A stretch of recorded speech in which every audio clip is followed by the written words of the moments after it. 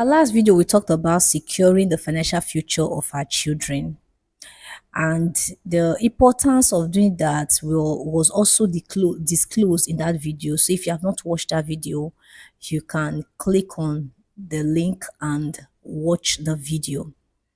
So, guys, I talked about some few things on that video, talking about the reasons or the essence why you need to create and to secure the future, the financial future of your children. That we should not live our lives the way that our parents did. We should not live our lives the way that our parents did. Most parents, they did not even get any investment for their children at all. So now we are in a global world. The world is filled now with a lot of investment that is beneficial to you. So I made you people to see some reasons why it is important for you to secure the financial future of your child. So today we are going to be talking about building generational wealth. Building generational wealth. How can this wealth that you have built can be passed on to your children, to your children's children?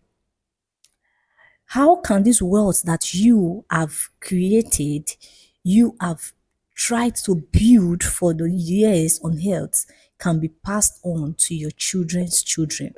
So today we are going to be looking at some things that needs to be put in place to achieve this. So, but first of all, we're going to be looking at what is building generational wealth. What does it mean? Building generational wealth means balancing financial assets with family, values, education, and intentional planning to create lasting legacies. I just talked about it. So now we are looking at the definition of what building generational wealth means.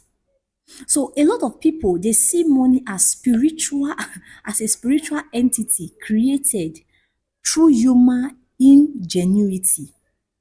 Because in life, most people, they view life in different perspective. The way you see life, that is not how me I see life. The things that I've experienced may not be what you have experienced. So that is how money is. People see money in different ways.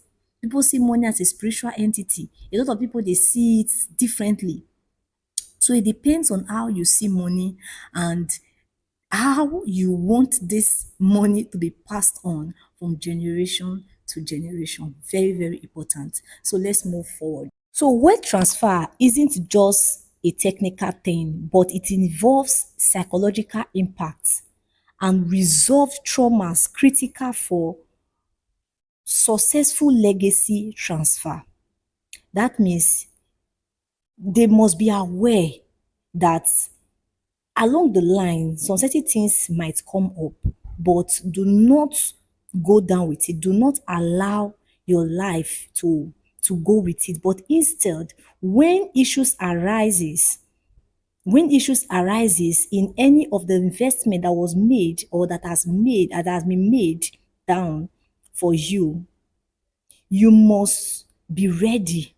Psychologically, you must be ready and look for ways to resolve those things so that you in turn you can be able to transfer this same wealth successfully to your children.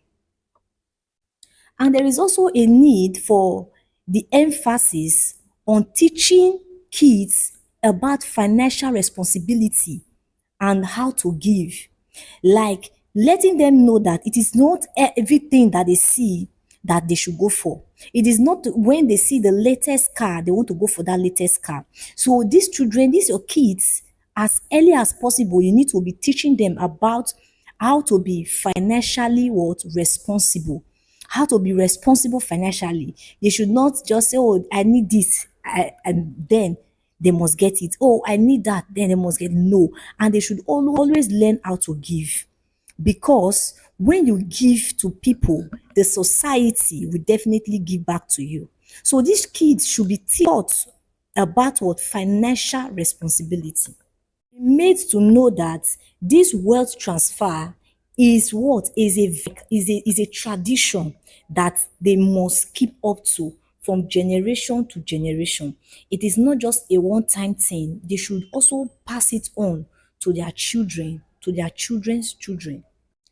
And they should learn how to build trust. Also teach them on how to build trust, the need for them to build trust, and for them themselves to be trustworthy. So that anybody that want to do business with them will trust them in anything that they want to go into with someone. That trust should be built, and they should not just go into any investment that comes their way, but a responsible investment should be made. A responsible investment, that means the need for them to investigate that particular business that they are investing into should be put into consideration.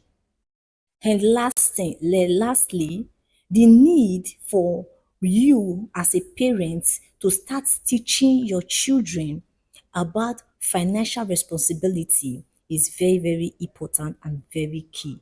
So the time to start is now. There is no better time to start. I know a lot of people will say, oh, I don't have money yet. I'm not rich. I'm not that. I'm not this. But do you know that if you are able to buy a particular land for your child, you should always teach them to know that, okay, I bought this land, or this is the land. This is what I'm able to buy for you. I'm able to buy a land for you. So you, in return, you should also know that this is good for your children. So the need for you to also get an investment or do any investment for your child is very, very important.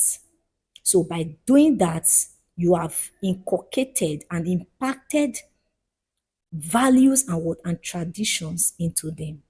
And if you find this video helpful, please do not forget to subscribe to my channel. If you're watching me from my YouTube, Gracelyn Bella and Family TV. If you're watching me from Facebook, do not forget to like this video, share this video, and give us a thumbs up.